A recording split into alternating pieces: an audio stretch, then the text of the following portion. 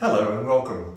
Since antiquity, uniforms have denoted rank or conformity within a group. Ethnic groups had leaders or chiefs decorated with feathers or by other means so that no one doubted who was in charge. This custom goes back a long way. The terracotta army, discovered in the tomb of the first emperor of China from about 200 BC, wore uniforms indicating their function within the army. Military uniforms have varied according to rank and status. Recognising and responding to persons of rank under stressful conditions was important when orders were given or taken. In the 17th century, epaulets were ornamental badges displayed on the shoulders. Here are some various military uniforms displaying rank and service.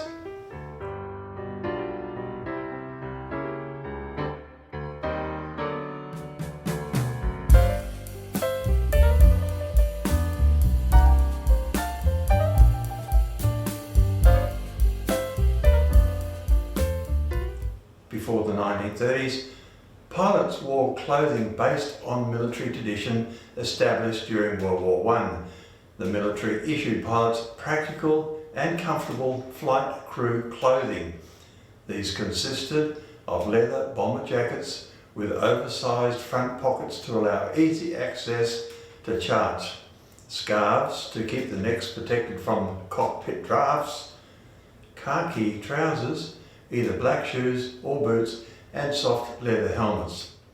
Such attire was quickly adopted or more frequently transferred to the civilian aviation sector by ex-military pilots who worked in air mail and cargo transport, flying light, open cockpit aircraft. Things began to change in 1931 when Pan Am inaugurated its South American routes using Sikorsky S-38 and S-40 flying boats.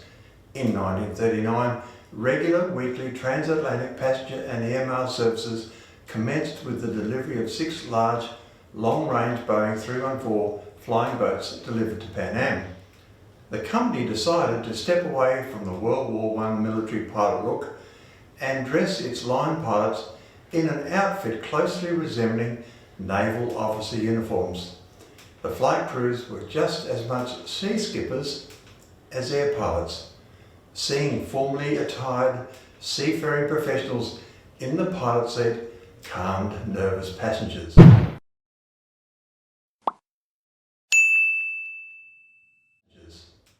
Pilots were issued black trousers, black double-breasted blazers with sleeve braid loops on the lower sleeves denoting crew member rank, and white officer-style combination caps with either gold or silver insignia. Pan Am's success in the 1930s and expansion into the 1950s led to the establishment of one of the largest and most well-known airlines.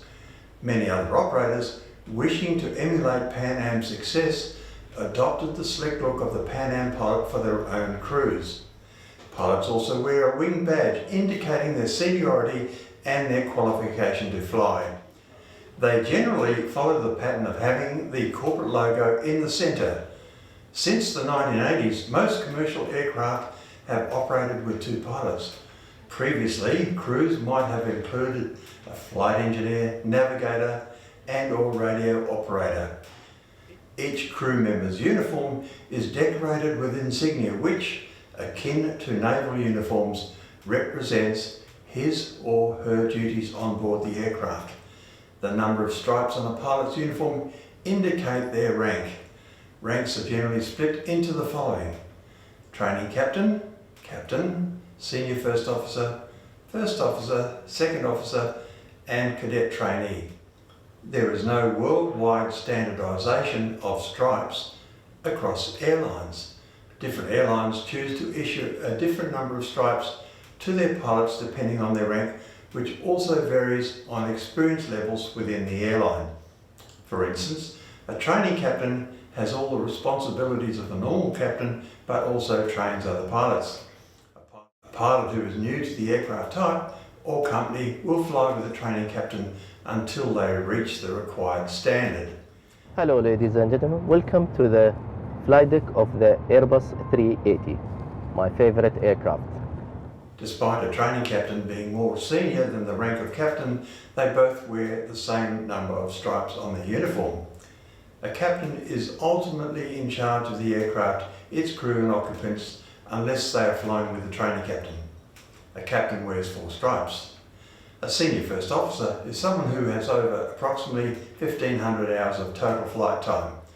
Some airlines may have additional requirements, such as a pilot holding a full ATPL or being almost command ready, which is an airline's way of saying they have the ability to be promoted to captain but are waiting for a position to become available. A senior first officer has 3 stripes on their uniform. First officers usually wear 2 or 3 stripes depending on the airline. Some first officers are automatically issued 3 stripes from their day of joining, typically at long-haul airlines, whereas some start with only 2 and only get 3 when they are promoted to senior first officer. The second officer would normally have 2 stripes on their uniform.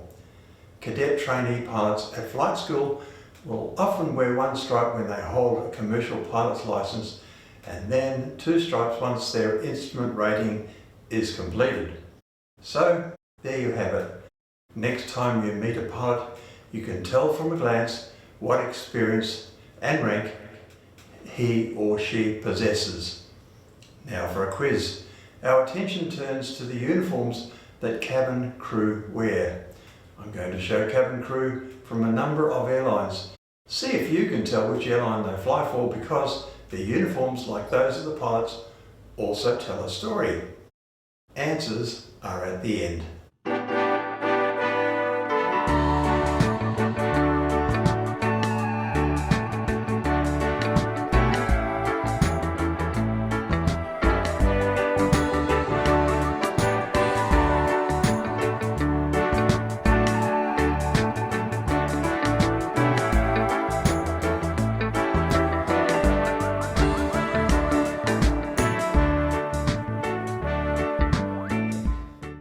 Comments are always welcome.